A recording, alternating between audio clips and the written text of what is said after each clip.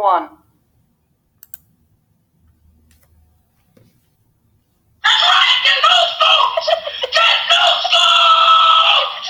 I have no idea what that means.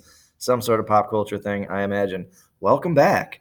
Podcast 2 for you, rolling with the 100 Years' War from 1337 to that all-important day of 1450-ish. Yeah, we're going to go with 1453. Lots happening there. Plague's gone.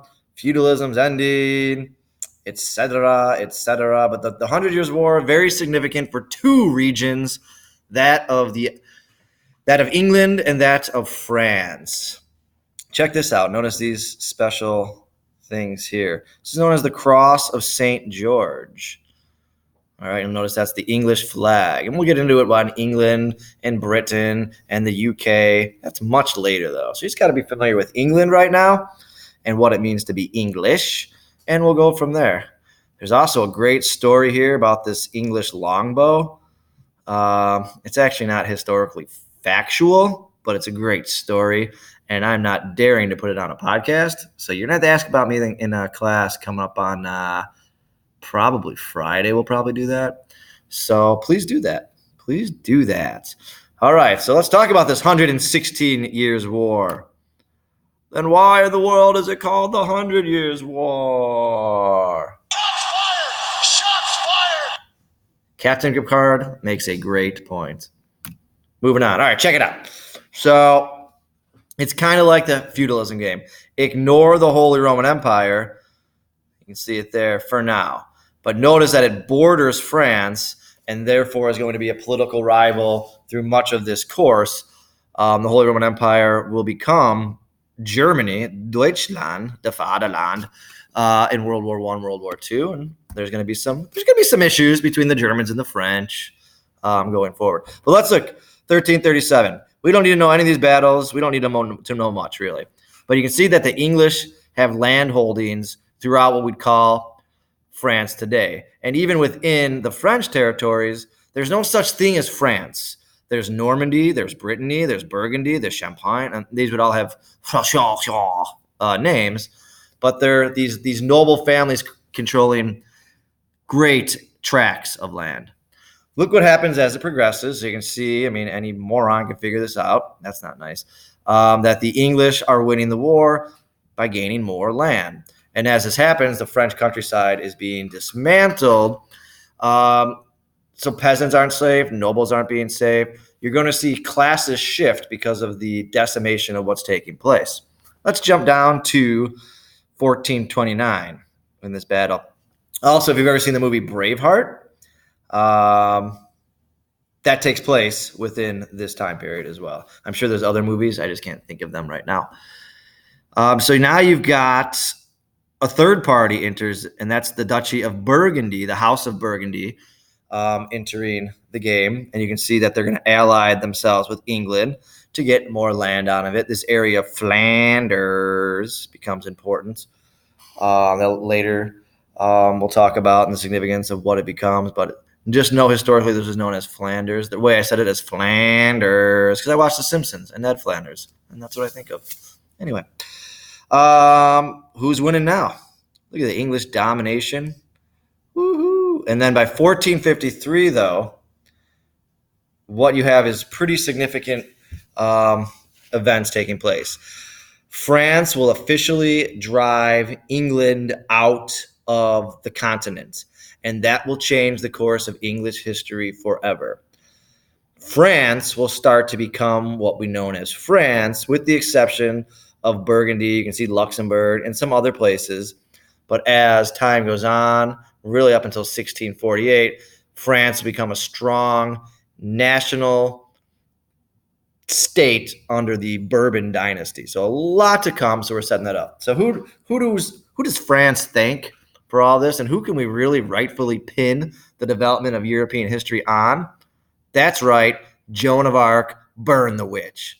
Yeah, she dared wear men's clothing. Yeah, that's what they burnt her for, more than anything else. So we'll look at the tale of Joan of Arc, or you will, but most know she was a teenage girl that heard voices. We call that schizophrenia today. that was called religion back then. And anyway, regardless, she rallied her troops and was able to drive the enemy out of France.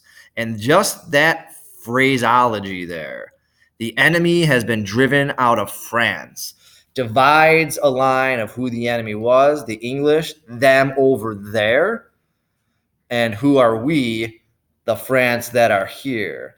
And with that, driven out creates a geographical border that will determine the future of France and the future of England.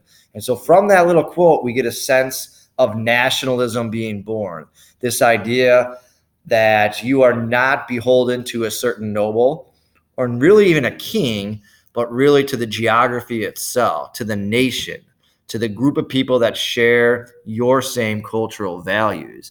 And we will watch that word transform and develop through the course of this class, including into the modern 2000s, the 21st century, as people call it. Sorry, Joan. I burnt myself this summer. It hurt a lot. I can't imagine being burnt at the stake. Look at these guys. They're all like, ooh, it's cool. It's cool. Does anyone know a way to turn this off while I'm doing this? It really irritates me. I don't know how to do it. If I hit exit, I think it turns off the whole show. Exit full screen. I'm going to pause it real quick. You won't even notice. Oh, I can't. Hang on. If I pause this. Nope. I'm done. Wait. It's not even pausing. What is going on? Okay, we're just not even going to bother with it. Give me my pointer back. Woohoo! All right. Funny Simpsons clip about Joan of Arc. Really short. I think if I play it, you'll hear it fine, but it might give that like echo back. Let's see. You'll have to let me know. No, I guess we're not doing that either. It's because of the pointer. I must eliminate the pointer. Go away. Come on. I apologize. All right, now. Yeah. I'd like to call my only witness, Almighty God.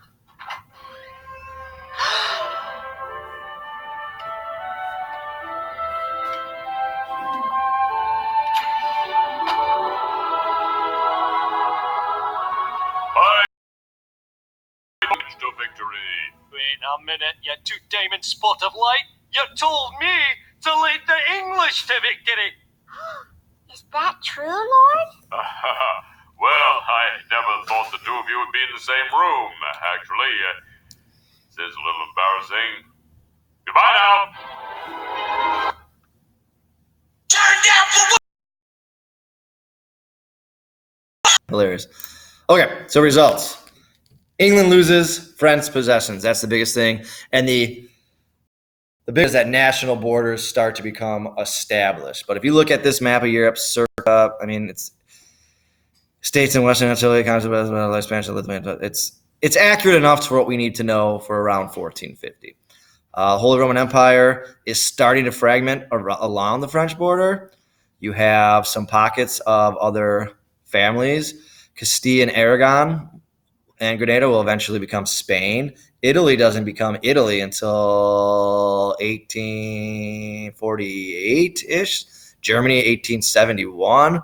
This is always a mess. The Balkans, Poland, the blinking light. The Balkans I call the armpit.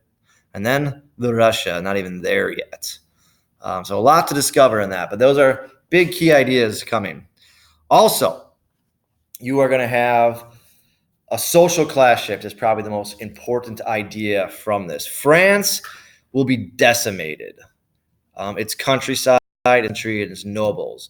So in order to have more warriors, peasants will be recruited into those ranks. They'll start to be trained as such soldiers.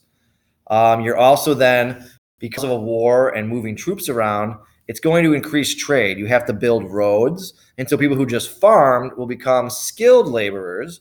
And because there's less of them, they're going to start to be requiring wages or lower taxation, which puts more money in their pockets, which then can be used to be invested in other things. So this is really the start of the middle class, the reemergence of capitalism, a lot of things happening there. You also, if you notice here, the development of cannons. So gunpowder from China, or as President Trump, China. Oh, now I can't. Now I got to redo this in 2 years or 1 year, depending, because people still know who he is. Look, Cross of St. George, so we know that's the English. This is typically correctly. It was more about family lineage. The era of castles is over. The era of other ways to defend yourself is in. And also an arms race will begin. Those who have the iron and the cannonballs and the gunpowder are going to be dominating in the new game of national, I guess, the new feudalism game. So you'll see a quest for new technology. We already talked about the idea of nationalism as well. So if you look at that, and we can clarify this if you don't understand of why that would take place. This is one of those big discussion points. It's that why is this shift happening? So we'll get there as well. Politically, and we'll save this for a discussion, France and England are going to go down different paths as nation states. England is going to gravitate over the next century or so towards constitutionalism, a limited monarch that has rules of what can govern his behavior, versus France, which moves directly towards absolutism, a monarch that can literally do as they wish. They are the law. Hilarious little cartoon. Take a moment to look at that and have a good laugh. So that why question, I want to revisit for sure. Maybe that's Friday. Maybe it's another day. I don't know. So yeah, I'm going to stop her there because then the last one we'll do is a very short one, is the decline of church authority, the Pope in Avenon, and the Babylonian captivity, which honestly, we don't need to know a whole lot. We're going to look at some primary sources with this, so maybe I'll just do this real quick. We're only at 12 minutes, which is going to lead to the Great Schism between Clement and Urban. And the biggest thing is, how could there be two popes? How could there be two popes? Yeah, bruh. How could there be two popes? If he's infallible and God's representation on earth, it shows that one of them is in fact a liar, and that is going to rift and allow the seeds of doubt to creep into Catholicism. Wyclif and the Lollards, Huss and the Hussites. These are two groups that come along and will challenge the church's authority, pointing to the Great Schism, pointing to the corruption, overtaxation, all the political, secular things the church is up to. And they have mass amounts of followers that will develop. And you can see the results, however, pretty short-lived. Their ideas will die with them as well. You can see all their stuff is burnt, and they are burnt. And so these ideas sort of die out, but as soon as a lawyer, preacher, teacher man from Germany comes along and is able to print his ideas and mass disseminate his ideas, the entire knowledge base of European culture will change. And this will be a huge development in pushing Humpty Dumpty off the wall and shattering him into many pieces that will never recover. That was a text. So we're going to check these out together in class, so don't worry about it. And then lastly, we'll check out this together. I hope that's The Dark Ages, John Green. See what he's got to say. This is just funny.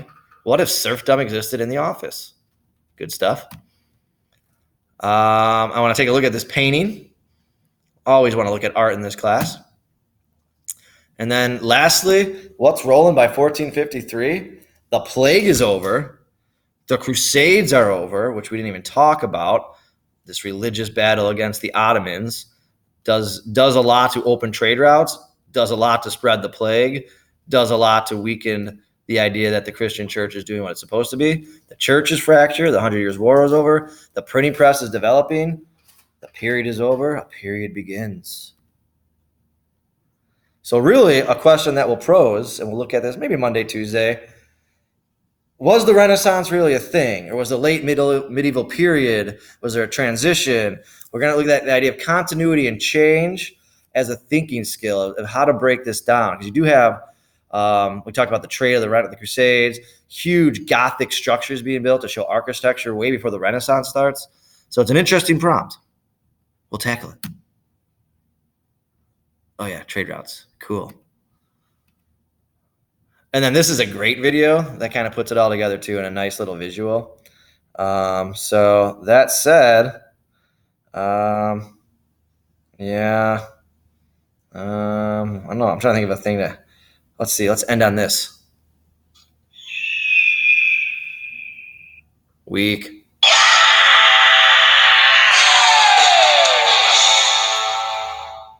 Much better. Peace.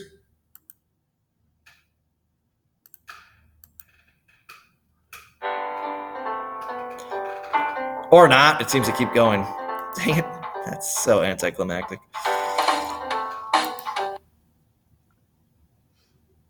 It still won't stop. My pointer off? Turn off laser pointer. Hit X.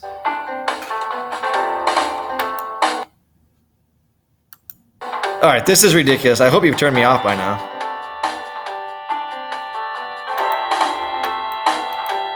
What the heck?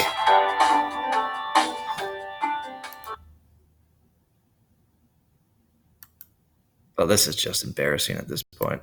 It won't shut off. I don't know what's going on. All right, what if I just wait? I'm afraid to hit exit because I don't want to lose everything.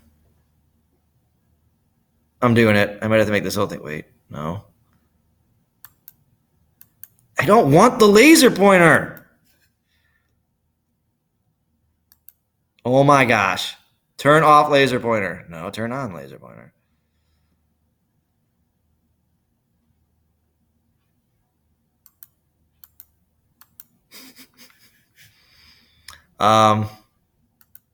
Goodbye.